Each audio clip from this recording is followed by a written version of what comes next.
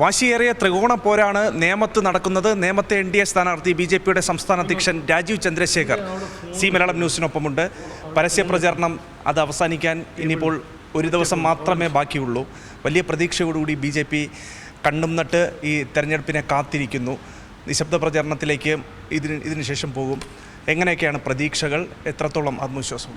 അല്ല, നല്ല ആത്മവിശ്വാസമുണ്ട്. അത് നല്ല പ്രതീക്ഷയാണ്. കാരണം ജനങ്ങൾ ഒപ്പം ജനങ്ങളെ കാണുമ്പോൾ അവരെന്നെ പറയുന്നുണ്ട്, ഞങ്ങൾക്ക് മതിയായി ഒരു മാറ്റം വേണമെന്ന് ജനങ്ങൾ ആഗ്രഹിക്കുന്നുണ്ട്. ആ മാറ്റം, ഒരു വികസനം, ഞങ്ങൾ മുമ്പോട്ട് വയ്ക്കുന്ന കാഴ്ചപ്പാടിനെ കുറിച്ച് അവർ മനസ്സിലാവുമ്പോൾ ഇവർക്കൊരു അവസരം കൊടുക്കണമെന്ന് ഞങ്ങൾ കേൾക്കുന്നുണ്ട്. അപ്പോൾ അത് കേൾക്കുമ്പോൾ, മനസ്സിലാക്കുമ്പോൾ ഞങ്ങൾക്കൊരു ആത്മവിശ്വാസമുണ്ട്. ഞാൻ ആദ്യം മുതൽ പറഞ്ഞതല്ലേ, ഈ ഇലക്ഷൻ ഞങ്ങൾ ഒരു സീറ്റ് ജയിക്കാനോ 1.5 സീറ്റ് ജയിക്കാനല്ല ഞങ്ങൾ മത്സരിക്കുന്നത് 140 സീറ്റ് മത്സരിച്ച് ഇവിടെ ഒരു മാറ്റം കൊണ്ടുവരാനാണ് ഞങ്ങളുടെ ഒരു ലക്ഷ്യം. ആ ദൗത്യം മുമ്പോട്ട് വെച്ചിട്ട് ഞങ്ങൾ പോകുന്നു. നല്ല ഫീഡ്ബാക്കാണ് എനിക്ക് കിട്ടുന്നത്. ഇതുവരെ കിട്ടുന്ന ഫീഡ്ബാക്ക് നല്ല ഫീഡ്ബാക്ക്.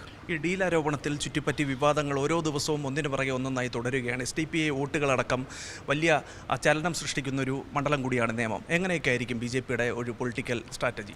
ഞങ്ങളുടെ സ്ട്രാറ്റജി നോക്ക്, ഇത് ഞാൻ ആദ്യം മുതൽ പറഞ്ഞ കാര്യമാണ്. ഞങ്ങൾ വികസനത്തെക്കുറിച്ച് ജനങ്ങളുടെ മുമ്പിൽ ചർച്ച ചെയ്യുമ്പോൾ, അവരുടെ മുമ്പിൽ വികസനം അവതരിപ്പിക്കുമ്പോൾ എങ്ങനെയെങ്കിലും ജനങ്ങളുടെ ശ്രദ്ധ തിരിക്കാൻ ഇവർ വിവാദങ്ങൾ കൊണ്ടുവരുന്നു ഞങ്ങൾ ആദ്യം പറഞ്ഞതാണ്.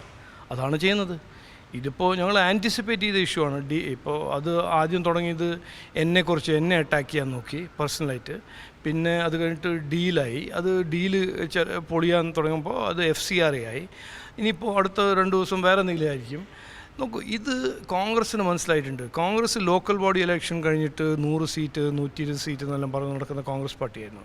അവർ അന്ന് വിചാരിച്ചത് ഈ ആൻറ്റി ഇൻകമ്പൻസി വികാരമുണ്ട് CPMൻ്റെ എതിരെ.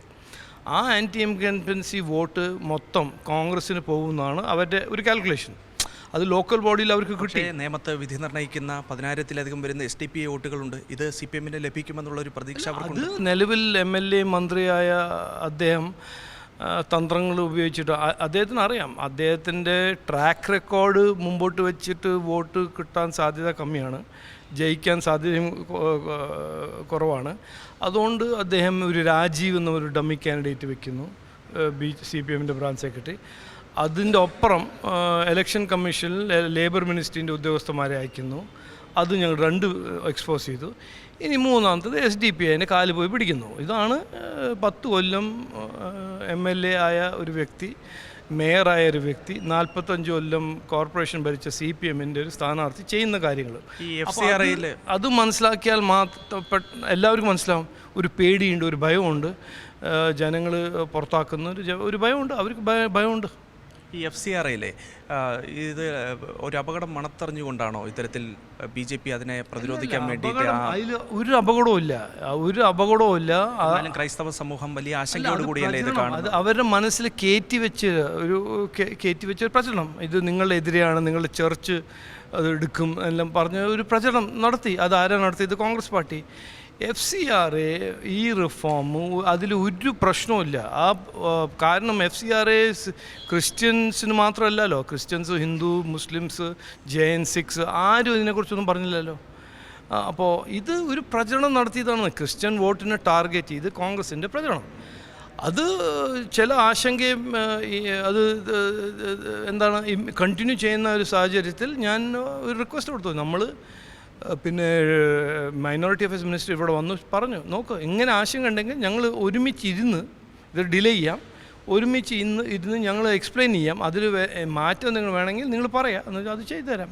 മുഖ്യമന്ത്രിയും പ്രതിപക്ഷ നേതാവും ഒക്കെ നിരന്തരം BJPയെ വിമർശിക്കുകയാണ്. ഈ വിമർശനങ്ങളൊക്കെ വോട്ടായി മാറും എന്നുള്ളൊരു പ്രതീക്ഷയാണോ ഉള്ളത്?